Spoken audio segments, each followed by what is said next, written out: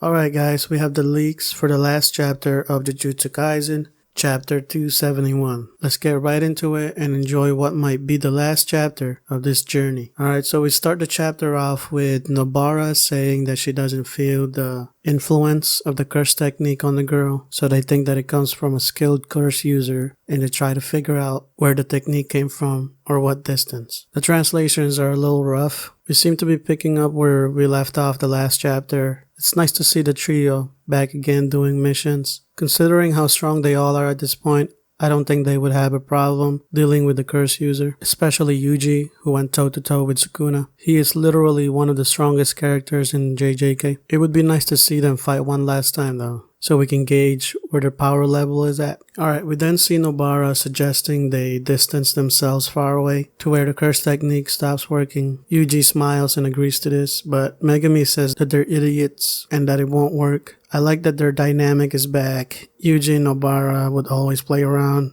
and Megami would kind of be the serious one of the group. It's nice to see them back together again and somewhat having fun, considering all the bad stuff that's been happening. Next page, we see Megami try to come up with a plan and figure out who the curse user is. They're all looking around, and then we finally see Gojo, but in a flashback. Gojo and Yuji are having a conversation about him not wanting to be forgotten, and Yuji tells Gojo that he will never forget him. Gojo says that when something happens to him, he wants Yuji to be there. He tells Yuji that he has love, dreams, desires, and ambitions. It's nice to see this from Gojo because he never expressed, his emotions like this or needs when he was alive. He then says that he has high hopes for Yuji. Yuji then says that what he said is concerning because it's pretty much saying that something might happen to him while fighting Sukuna. Gojo just smiles and says, "You're still young and naive." This page was really sad because we see a side of Gojo that we haven't really seen much when he was alive, but we're getting it in the ending, which is nice but also sad. He's also playful and smiling while telling Yuji this. You can tell that he's uncomfortable and being vulnerable to Yuji. Like, he's distanced himself from other people after becoming the strongest. And seeing him try to get closer to Yuji and open up to him is a nice side of his character that I wish we saw more from him. We then come back to the present. They start thinking about the radius of the technique, but the effects of the technique disappear all of a sudden, and the face of the husband is normal again. Nobara, Yuji, and Megami then start sensing the energy of the curse user. They eventually find the curse user and he surrenders himself. Yuji talks to him and remember Gojo's words about how he has high hopes for him. Next page, we see everyone together with their groups. Yuta with Maki and Panda, Hakari with Kirara, and Yuji with Nobara and Megami. Everyone is happy and content and walking off into the sunset.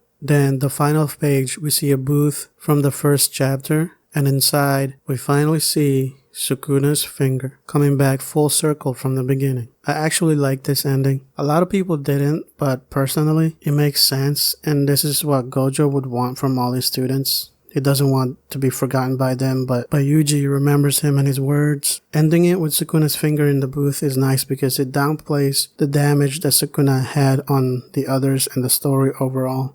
Meaning he was just a finger in the booth and everyone is moving on without him. What do you guys think of the final chapter? Was it a good ending or no? Let me know what you guys think. A lot of people are saying the ending was unsatisfying, but for me personally, I liked it. I like that it came back full circle from the beginning. No, Gojo did not come back, but his dream came true. He raised a bunch of strong students capable of changing the Jujutsu world. Alright, so that's it guys. This is the last chapter. We have no confirmation on part 2, but for right now, I would accept the fact that this is the ending of the manga. This has been a wild journey, but it was also fun. I've never been this invested in a manga before, so that's one thing I would give to Gege. He has managed to make me invest in something that I thought was not possible. Thanks for watching, and let me know what you guys think of the ending. Alright, bye guys.